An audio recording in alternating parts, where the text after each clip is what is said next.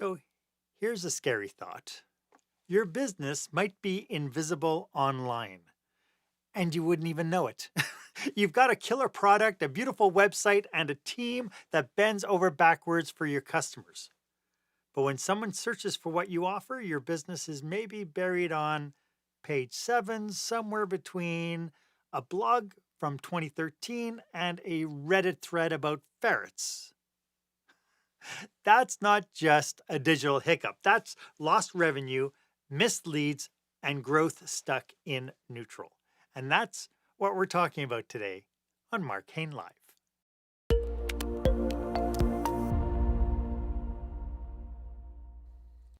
Welcome to Marc Haine Live. Of course, this is where small business owners and entrepreneurs pick up core skill sets to help them create the show-stopping, jaw-dropping experience that their customers and employees deserve.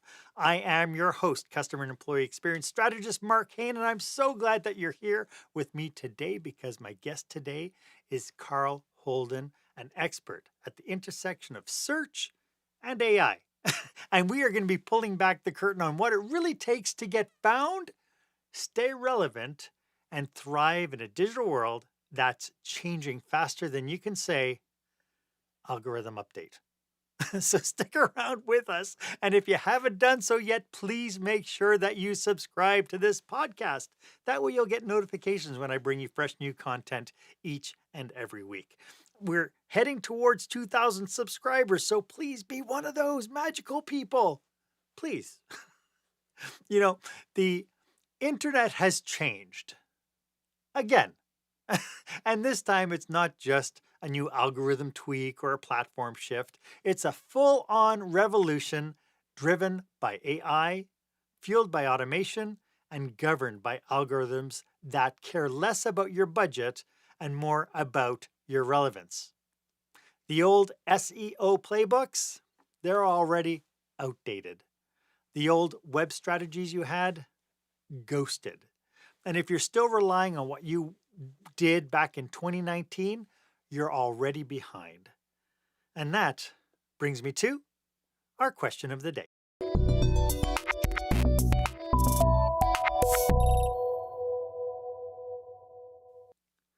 So if someone Googled your business right now, would they even find you?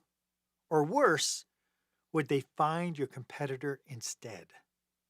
I'd love to know your experience. Can you go ahead and share this episode on your favorite social media platform, hashtag it Experience Leadership, and put down your comments. I'd love to know what your experience looks like, and I'd like to invite you into this conversation. As I mentioned, my guest today is someone who sits at the powerful intersection of search and AI, two forces that are shaping the digital future. Carl Holden is the CEO and co-founder of RankBot, an AI-powered SaaS, that's software as a solution, that makes search engine optimization accessible and actionable for businesses looking to stand out online. He brings over 13 years of marketing agency experience, more than 250 hours of AI training, and the kind of insight that comes from helping businesses cut through the noise and get noticed. He's an Amazon top author in marketing, a contributor at Forbes, and a renowned public speaker. So trust me, he's not only knows his stuff, he knows how to deliver it as well. Carl, welcome to the show. It's so great to have you. Thanks for having me, Mark. I'm really excited to be speaking today with you about this very interesting subject. It really is. And so, Carl, let's start off with the big one, the big elephant in the room. How exactly has the internet changed in the age of AI? A lot. You watch every day, and it's changed since yesterday. So the really big thing is that we used to have the advantage over computers in that we could use the keyboard and mouse, and we could do problem solving and speak, and those are things that computers are being able to do. And now, even in the last couple of weeks, if you've seen Sora 2 and VO3, computers are even moving into the ability to make full footage and have it voiced and put a music behind it. It's crazy the kinds of things that are happening with technology. In the realm of search specifically, Google has kind of fallen behind in comparison to companies like Perplexity and ChatGPT, and it's trying to play catch up. They're all spending a bunch of money We're all hoping with our stocks in the stock market that it isn't a bubble and that it's going to pay off. But they're definitely spending a lot of money, and people's search habits are changing. I did just get a lead yesterday from someone for our agency who they found our company, and it said that we're the leading sports venue marketing agency in a specific city. I didn't say that, but ChatGPT was being really nice about it, and those kinds of weird things are seem to be everyday occurrences with many people. It's really interesting, eh? Because now, like you mentioned, Google trying to catch up. Now, both Perplexity and as of I think today, ChatGPT just put out a their own browser now with AI integrated in it. Yeah, browsers are a fickle market in that Google has had a hard time itself being pretty much the internet in delivering a reliable browser. We'll see how over the next couple weeks that those new browsers do, but you're also seeing that ChatGPT and these other companies are trying to figure out ways how to actually make money, because for the most part they're losing money on the $20 a month ChatGPT, especially Right. like on power users, and just the fact that this kind of equipment takes a lot of energy. So we'll see what happens. Hmm. It's interesting. 2019, Google was the engine. You had SEO, you had to make absolutely sure keywords were being used. What does visibility look like now compared to 5 or even 10 years ago? Well, you still have to understand that Google is, at this time, a monopoly statistically. They're in the high 80% of all searches still on the internet to this day.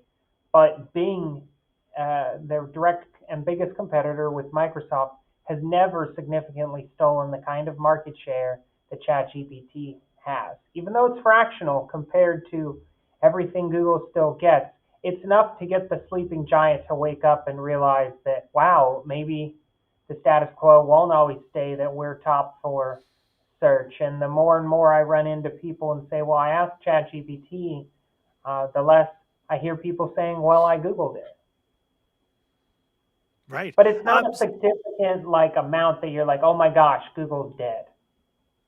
Right. Well, I challenge people a lot because I do feel that when it comes down to I think people are using it wrong. They are using it as a glorified version of Google, which is just like saying I am going to put on a welder's mask because I need to use a needle and thread and I don't have a thimble around.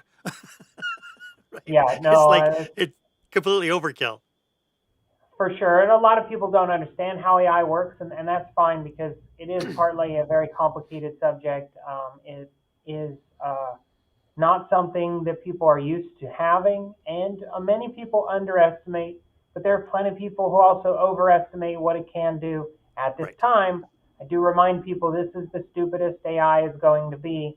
It is only going to get better Yeah. every year, and now lately every 3 to 6 months. Yeah, it was funny. I was talking to a friend of mine, where I was talking about my partner way back in the mid '80s, and I was trying to convince him to get a computer to help us with bookkeeping and all that sort of stuff. And in his mind, when we got a computer, it would solve all the problems because all of a sudden it would do all the bookkeeping and it would do all the documents. And he had kind of this grandiose vision of what having a computer meant, which was nowhere close to the capacity he thought it was. Likewise, we're looking at AI now, and some people are going, oh, well, we're going to need to do AI to make all of my outbound phone calls, and we're going to need AI to do. And it's like, wait a second. We still have to keep humanity in here somewhere. For sure. And there are a lot of companies that fired a bunch of people, thought they could replace them with ChatGPT, and they've had to backtrack. I don't really think we're right now with the technology that it can truly like just get rid of Right. humans. That hopefully we don't get to that point. I think a lot of people can do more of their job on the hard stuff and less of the kind of copy and paste, type it up because I have fingers jobs. Right. And some people want to keep that effort. They like being paid for easy work. I will say that I think AI is going to steal all of those easy work Yeah. jobs Mundane. that were, Repeat. Yeah. repetitive. So where does AI leave us now when it comes into like our marketing engine, like the marketing component of our businesses? I mean, I remember, the big push, SEO this, SEO that. How are things changing? Well, marketers are prone to buzzwords. And so right now it's AEO or GEO, answer engine optimization, generative engine optimization. And I'm a firm believer because I see the data day to day that SEO is still SEO. And when ChatGPT is asked a question, it doesn't consume all of the internet and find the very best answer. It goes over to a search engine and scrapes the top first page and then regurgitates an answer. I've tested Right. it hundreds of times. Whatever you get out of ChatGPT is usually some kind of search result out of Google or Bing. They may eventually index the internet themselves, but a lot of the baseline principles of what works for SEO in Google will likely be the same kind of algorithms they use in ChatGPT. So it isn't that SEO has gone away, it's that SEO has sort of this AEO layer on top. And really, all that insinuates is that your website needs to more actively work on answering the questions people are actually asking.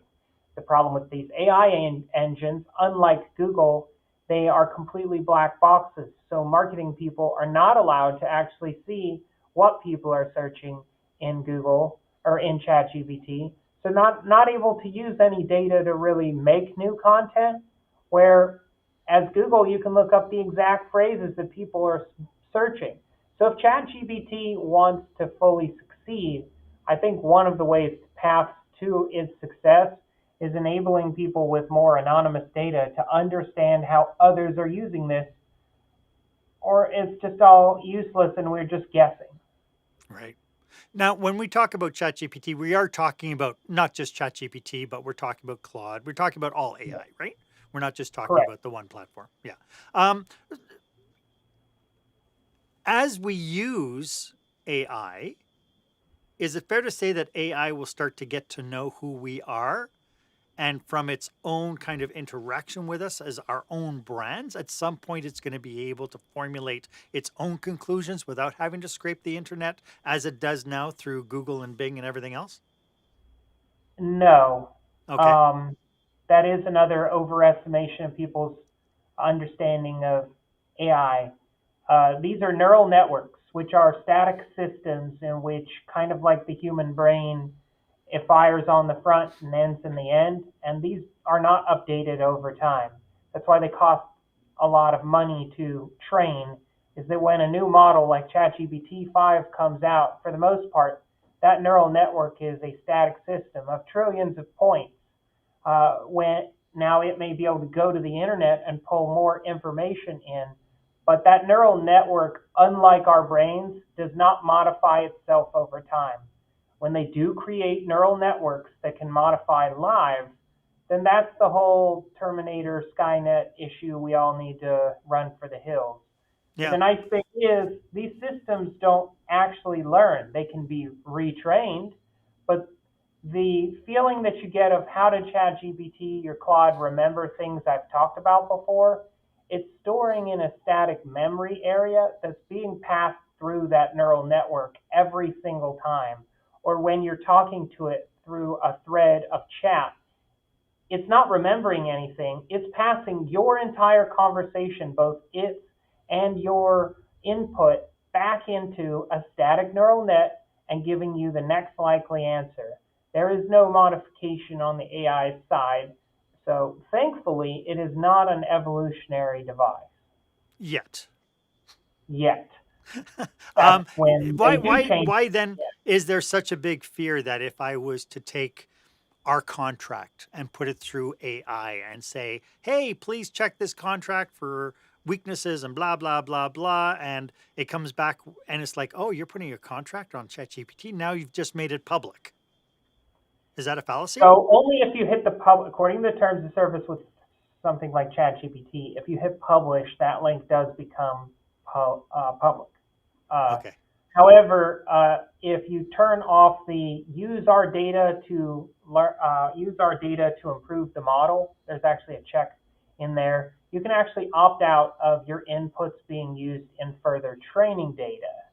Now, that's what a lot of people don't realize is if they don't uncheck that in these systems, any inputs could be used in future training runs, and therefore your contract could be used in a future training run, and then something that sounds like your contract or has principles of your contract could generate in the future in future models. But Gotcha. also, just like a cybersecurity thing, you shouldn't No, send proprietary data to a public server of a third party. I was playing devil's advocate, so I'm glad you said that. What are the telltale signs that a business may be already falling behind through their marketing digitally, through their online presence, and so on? It's still very much in the beginning stages. You can generally do your job and not be completely behind other people, but there are organizations that are using a whole lot less people. Like I still run a marketing agency and we have 60 clients and I have 3 staff. So we are fairly efficient with the people that we are using and the activities that we can get done, where there are agencies of a similar size that are double or triple that.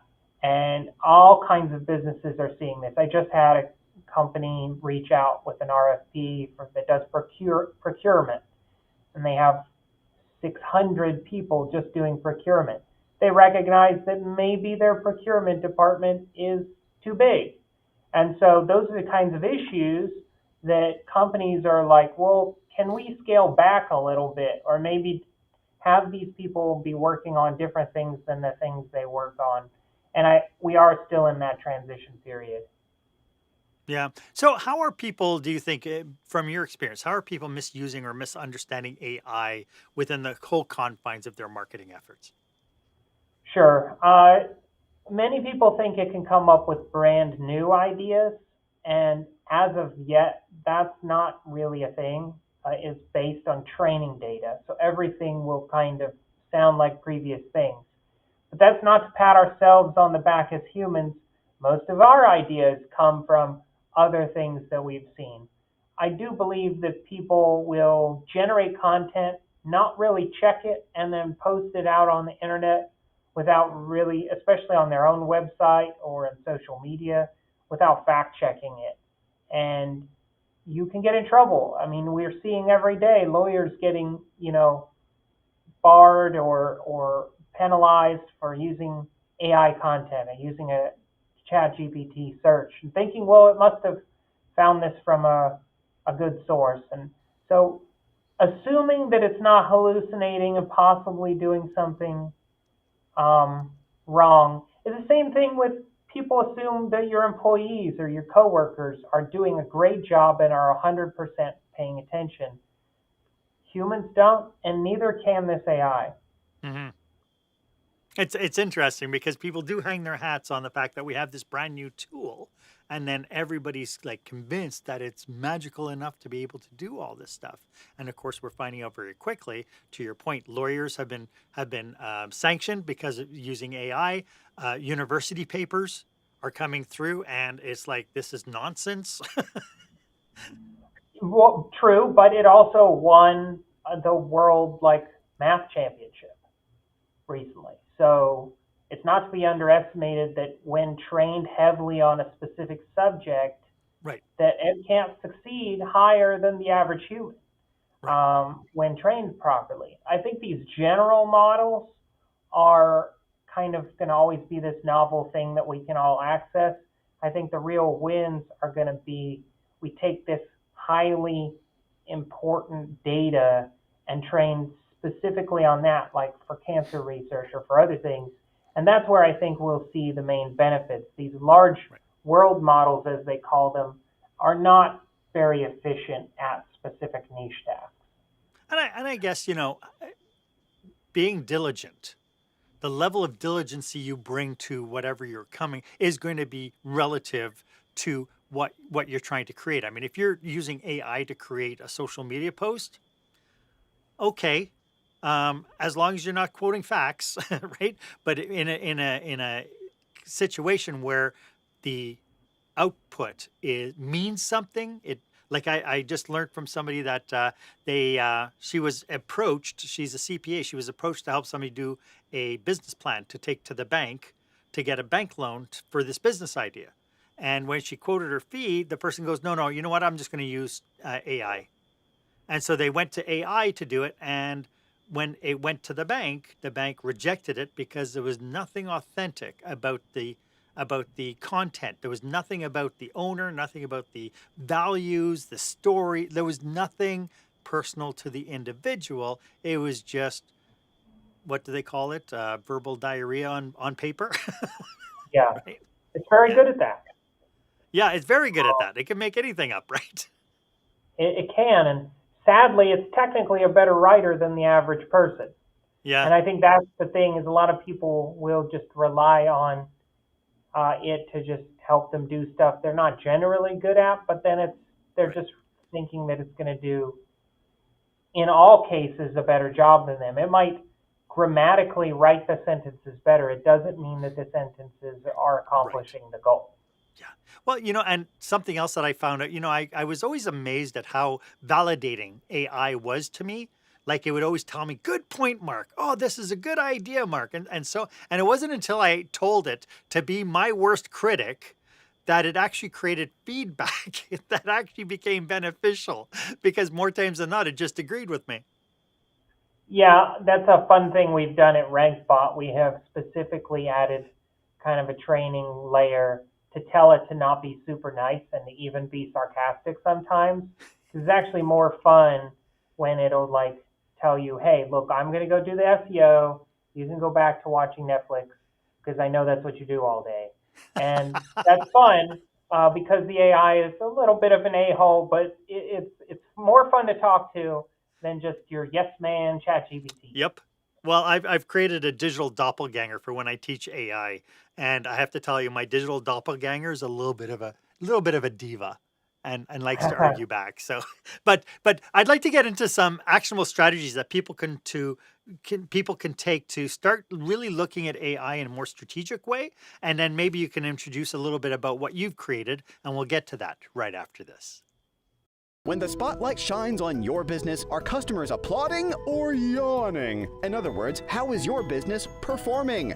Make your business a star with the new book, Lights, Camera, Action, Business Operational Excellence Through the Lens of Live Theater by Marc Haine. Marc uses his business and acting experience to help you see your business like a live show so you can create a performance your customers will never forget. Buy Lights, Camera, Action today at your favorite online retailer or directly at marchaine.com.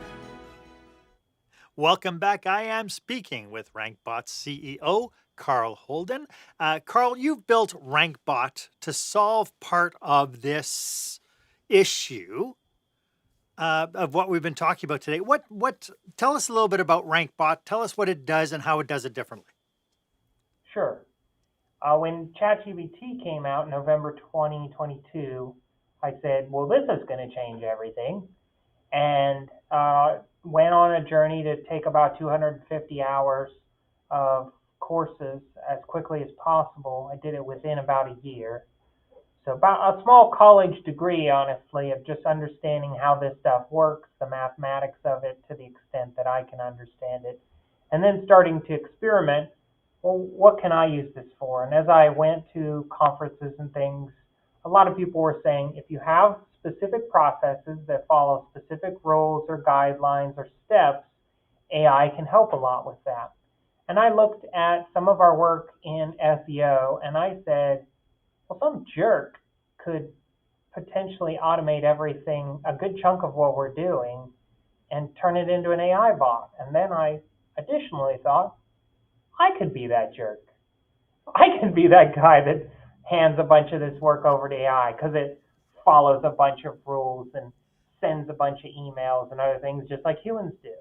And so that's where we built RankBot, which what it does is it looks at your website, figures out the kind of keywords you would want to rank for, You give it a budget, an SEO budget, and it goes out and it messages websites, gives them the content to be placed.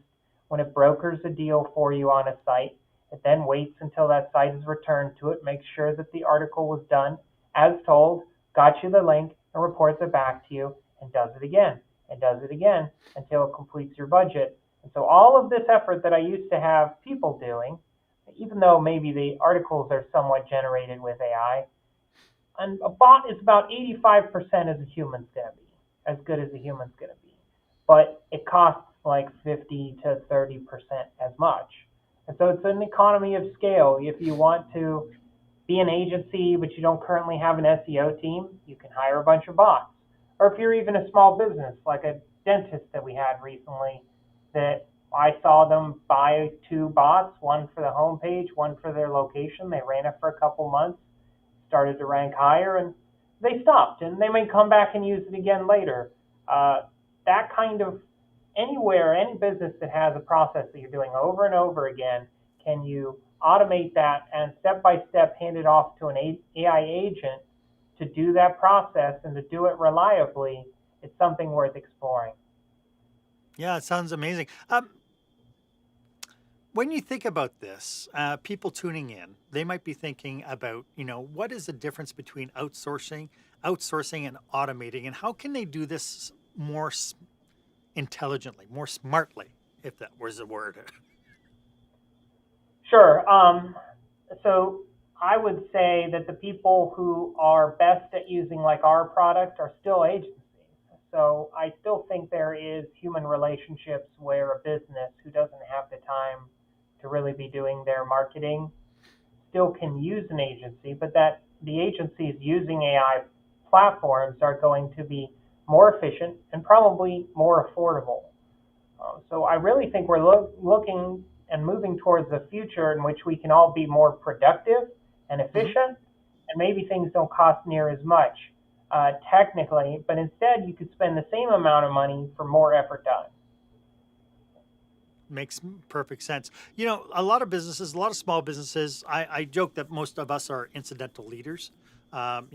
Precious few people have been trained when they open up their businesses to be marketing specialists or human resource specialists or finance specialists or, whatever you need in order to create a well-rounded organization. We don't have those skills. So when we think about this idea of leveraging AI, what should we be hanging our hat on? What should we be avoiding tooth and nail? So I would say talking through a situation with AI is a good idea. Maybe role playing with the idea, a person that you're trying to sell to, or an employee that you're trying to solve an issue with. AI is great at that, of just kind of that practice or kind of talking through a situation. I would avoid, and I tell this very particularly, do not have AI making decisions that determine the fate of another human being. That's whether a great that's policy.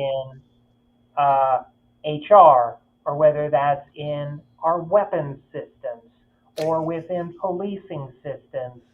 The final major decision that affects the destiny of a human should be made by another human, or we lose our humanity. Right. But it's also got to be used with informed input, right? Sure. Not just assumptions based on what we've just quote unquote researched. Yeah, Jack shouldn't ask ChatGPT, should I fire Jill? Right. And then take whatever ChatGPT says as the truth. Yeah. It could look at, here's some of Jill's actions. What do you think about these? And you score them on a scale of 1 to 10 of somebody who, and then give it your culture and have it look at your culture versus what this person's doing and weigh some of that maybe is a different perspective than your HR person might have, that lets you think through a situation, but again, not make the decision for you. I like it because I've from the onset used AI as a brainstorming tool, as a writer's room to help me brainstorm my writing. Not to do my writing because AI doesn't have my stories, right? So I know perfectly well that when it comes down to putting authenticity on a page, it can't do that. But it can help me as a writer's room would, a group of 5 or 6 writers in a room when I say, hey, I want to create an article about this, and what's your opinion? And here's my thoughts about that. What's your opinion about that? Am I right? And being able to brainstorm and test ideas rather than define those ideas. Is that fair? For sure. I think people are also threatened because writers used to do things that kind of signaled authenticity. The antithesis of that would be the M dash. I'm going to pause this sentence, M dash, say a completely different thing, M dash, and continue. And that felt like human conversation rather than writing. I But haven't now, finished all of my sentences. Sometimes I stop and say a different thing and then go back to the end of the sentence. And you would write that as an M dash. And so a lot of people are frustrated because then AI started using M dashes but they still use M dashes, and then people accuse them of sounding like AI. thank you for the compliment. You thought AI wrote this? I appreciate your compliment. This is a fascinating conversation, Carl. Could you let everybody know how they can get in touch with you if this is resonating with them? Sure. So to check out our product, you would go to rankbot.ai Okay. to get a free account and at least talk to the bot. And then if you decide to use it, you can put in a credit card and it goes month to month. As far as connecting with me, I'm easy to find. I'm Carl Holden on LinkedIn. That's where I am most reactive. I will connect to people all day long, but if it's immediately followed up by a sales message about how your AI software also can solve my problems, I don't do that to people, and neither should you. No showing up and throwing up. That's not what social media is for. Um, Exactly. so as people looking forward into 2026 now, and we've seen a lot of things change, what should a modern SEO strategy look like as we move forward? More content, more content, more content.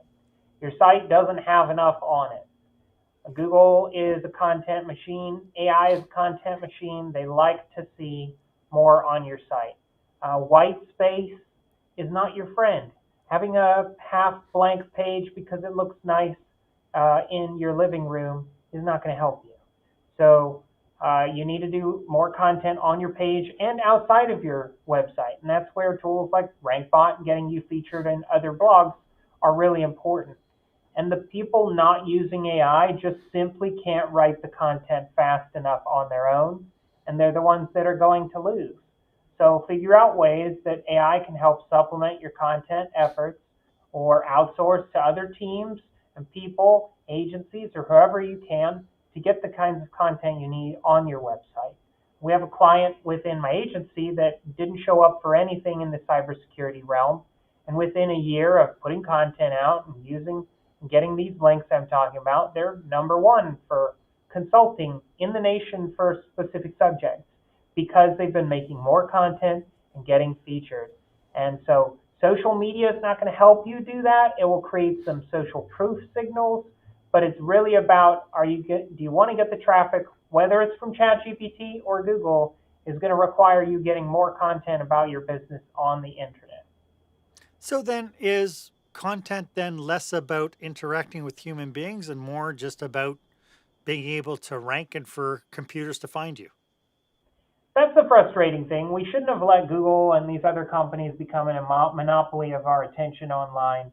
But you have to almost write for both audiences.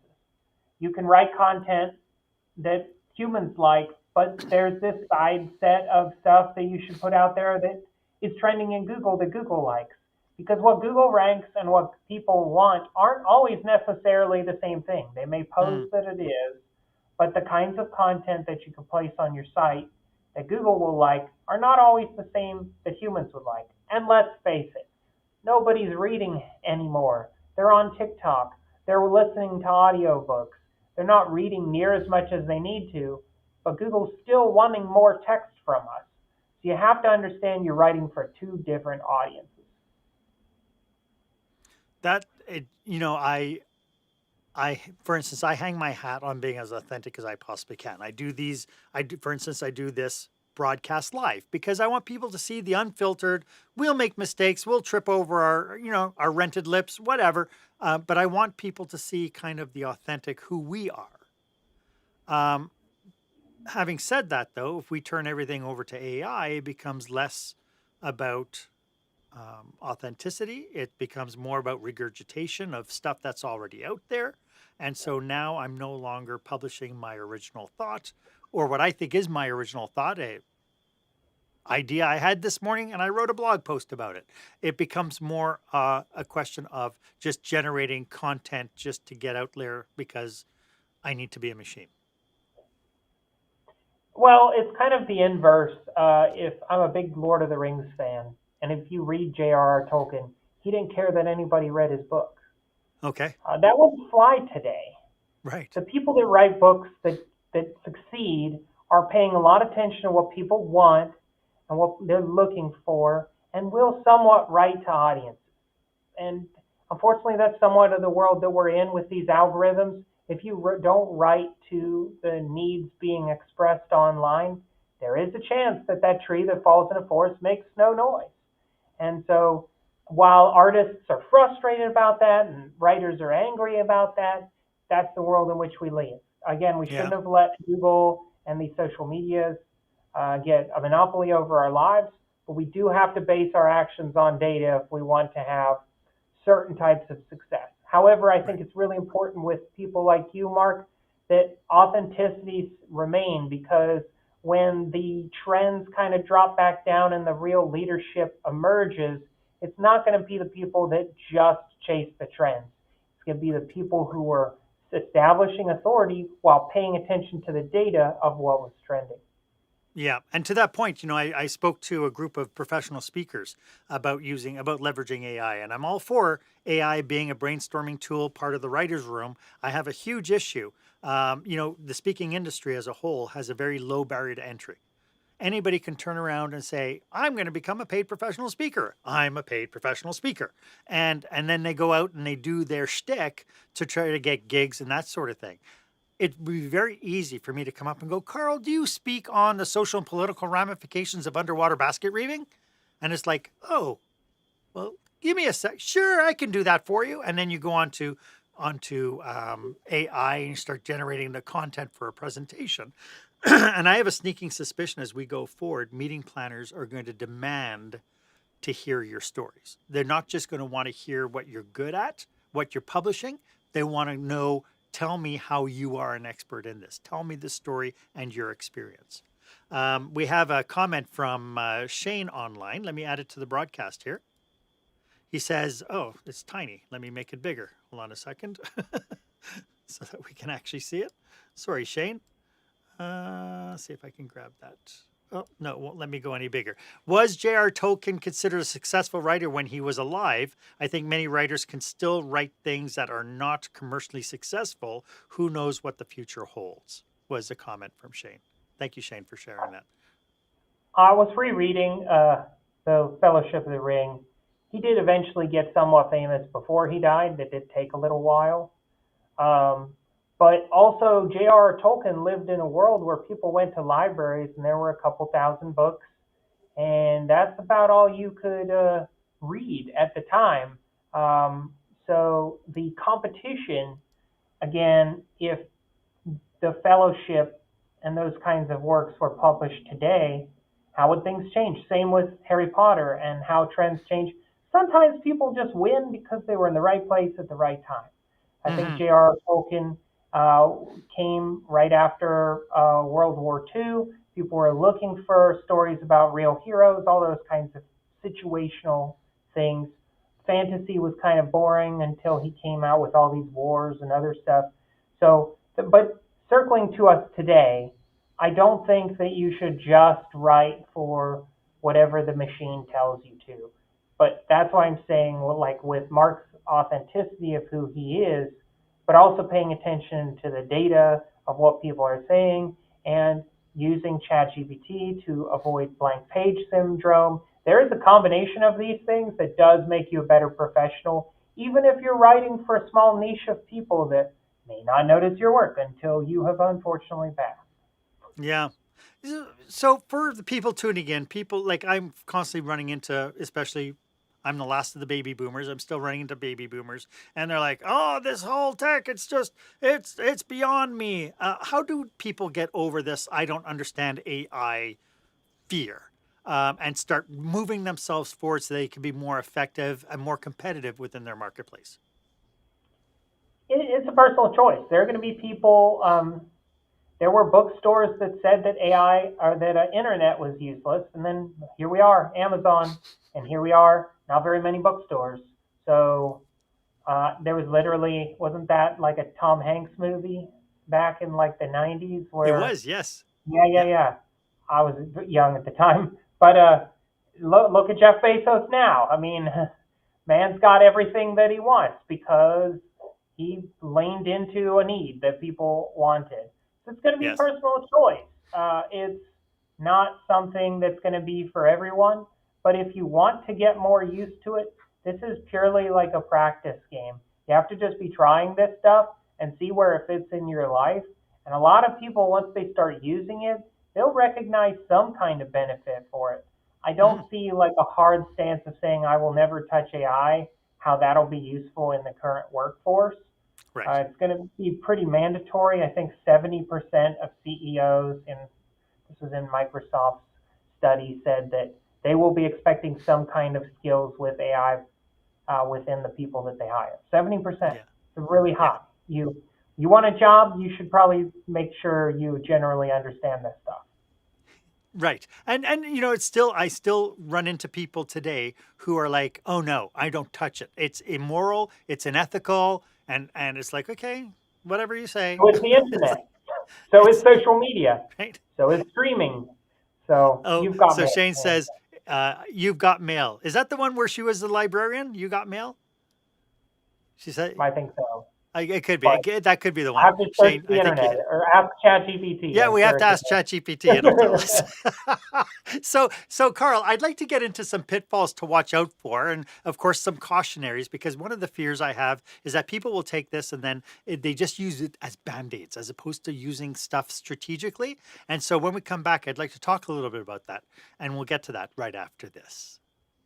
When you're delivering an important speech to a huge audience, it's easy to lose your place or go way over time. Give yourself an advantage with the Pro Speaker Presentation Speech Timer app. No more checking your watch or calling for time. The Pro Speaker Presentation Speech Timer app keeps you on track with easy-to-see timers, even changing color for visual prompts during your speech. And you can set audio cues to practice, or set it to vibrate so you don't even have to look. Be the pro you know you are. Download the app at speakerpresentationtimer.com.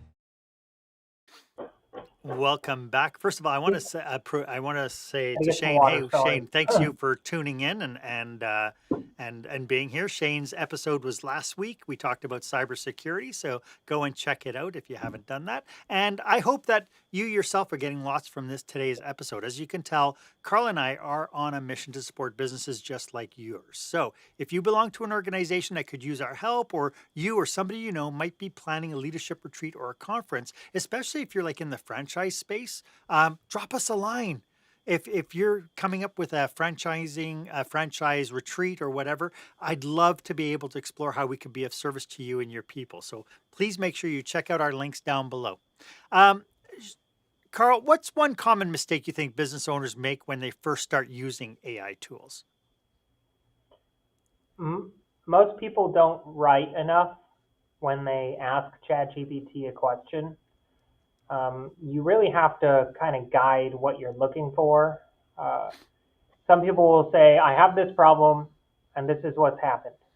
And then they send it. And they hope that and that's where people will say, well, AI gives really dumb answers. Well, maybe you're giving really dumb questions. So there's So that. the 1980s programming thing of garbage in, garbage out is true today as it was back then. Correct. So the best responses out of AI, first of all, you have to know that you're selecting the appropriate model. Oftentimes, if you've got like an old model enabled too, it's going to be worse than the new ones. But also, you should be asking at least 2 or 3 sentences, a full paragraph's worth, when you're starting a thread with AI. The other thing that people do is they keep doing the same thread rather than starting a new one. The problem with like switching to a different subject is that it's still putting that entire conversation previously, and while you may not realize it, that conversation is being somewhat steered by a previous subject. So whenever you start a new subject, your little bar on any of these systems that on the left side should be full of different conversations. And then I personally turn off any kind of memory settings in ChatGPT because it can then save previous comments or questions that you had in the thread of even new threads. So I like each conversation with any AI I use to be completely fresh. So that it's taking all of its training data and starting at an actual blank page. How will that affect when it comes down to things like writing and that sort of thing? Will it negate, like, part of the learning model is that I believe that right now, because I don't have memory turned off, I believe that now when I'm writing stuff, I the responses seem to be more relevant to me than it was at the very beginning. Is that fair to say? It is. I use ChatGPT for a lot of things. So it could just be that, in my experience, if you want to ask it something about one industry and then another one, but then it still remembers stuff you talked about in industry that isn't really related to the industry you're talking over here, it is very much a use case dependent thing, Hmm. where you can also, there are settings or chat custom GPTs, gems, whatever they call them, where it's better to actually save that data in those specific sections so that you can have ChatGPT give you a completely blank answer that maybe isn't related to things you've talked previously, kind of saving it down in those like custom sections as Yeah. opposed to a top level account. I guess that's one way to help the biasness of the response as well, right? By starting fresh, you're not tainting the biasness of the response on previous conversations. Yeah, I mean, just like with your writing style that you might have, Mark, and it starts to see that the thing you said previously was like the one you said before, and then again it starts saying, "Oh, you're so great at writing, Mark," and it's just kind of taking that. It's not giving you the output that you want because Right. it's just looking back at the memory of things you've said before, and Mark likes it when I compliment this thing, so I'm gonna do it again, even if I don't need to. Maybe Mathematically, I'm expecting him to like the fact that I say that to him. maybe ChatGPT just wants to have its existence validated. Mathematically, people like to be complimented rather than Yeah, criticized. So I that's why suppose, it's right? nice. So, are So, there any other pitfalls we should be aware of for people tuning in and wanting to test this out? What should they be aware of? Anything that we haven't talked about today as far as pitfalls are concerned? pitfalls is just not exactly a pitfall, but also like limiting what AI can do for the business. There are a lot of AI that aren't text based. There's video, there's audio, there's um, you know this with your show, you can auto caption things almost perfectly now through AI Yeah. systems and video editing software, or use editing software to cut long form content like this into Yeah. shorter form content. It's understanding that almost every single type of content being produced, voice, audio, video, or writing, has some kind of AI application that if that's a part of your job to work within one of those things, you should be exploring options. The pitfall is thinking that ChatGPT is the only AI, and that is the farthest from the truth that it could be. Right. Right. Carl, this has been a great conversation. Could you remind everybody one more time how they can get a hold of you? Sure. So to check out our software, RankBot, just go to rankbot.ai, or you can Okay. Google RankBot because there are other RankBots, but mine's number one. And then you can find me on LinkedIn, Carl Holden. Just look my name up in LinkedIn. You'll find kind of a short-haired, if not bald man that's got a nerdy face on there, and that's me, so it's easy to find me. And I normally have orange on my profile because it's an obnoxious color that only I like. So, yeah, that's how you can find me. Terrific. And as we wrap up, do you have any last thoughts about what we've been talking about today? Well,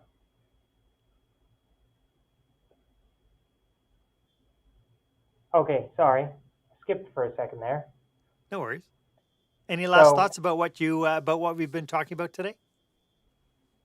sure, I'm just you can tackle this future in two ways. You can be scared of it, or you can lean into it. And I don't know what all the laws and everything that'll come in of this, but the government hasn't even figured out Bitcoin yet. So it's not going to, in any certain time, figure this out either. Right now, you can be making money as a business while Microsoft and Google lose money on this stuff by training it. You can use it to your advantage and make money with it as long as you're doing it ethically is the preferred stance. But I think it's a great time to be alive, great time to be a business owner and be trying things that just were never possible even 5 years ago. I absolutely agree. It is magical. I'm a little pissed that it didn't happen 30 years ago, because I think people who are in their 20s and 30s now have a huge advantage. But you know, it's life is evolutionary, right? For sure, for sure. Well, I'm glad that it didn't because I like that I'm the age that I am, that I can, not quite suffer the consequences because we are, and I would like leaving note too, recognize that there is disruption that's coming from this too. And Yeah. I encourage people to do the right thing. And if you're changing how people's jobs are done rather than firing two people, what can those people be doing that's more productive for your business? Grow Right. your business with the humans that stick around, not the humans that you fire. That's the kind of stuff that I think the really good companies are going to realize our advantage is to get more done with the same people, not more done with less people. And you're speaking to the choir. I mean, this show is all about being able to tap into the superpower we surround ourselves with. Yeah. Thank you for having me. Carl, it's been brilliant. Thank you again. I really appreciate you sharing your knowledge and your passion and your expertise. And I can't wait to check out RankBot. And it is rankbot.ca. .com. RankBot.ai. Rankbot.ai. Terrific. Thank you very much. This has been fantastic. Thank you. If you have any questions about today's episode, oops. See, this is authentic when buttons don't work. Absolutely authentic. So I was saying, if you have any questions about today's episode or you'd like a complimentary 30-minute brainstorming session with you and your team, feel free to book yourself on my online calendar. The link is down below. It's the one marked meetwith.markhaine.com.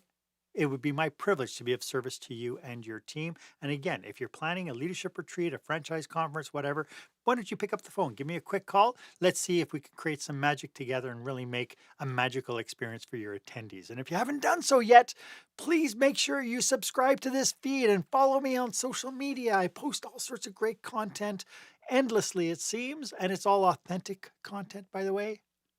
Thank you so much for joining me today. My name is Marc Haine. Oh, thank you very much, Shane. I appreciate last words. Love the realness of the podcast. Thank you for joining me today. My name is Marc Haine. I hope you stay safe, stay healthy, and I hope you dare to be the exception. See you next week.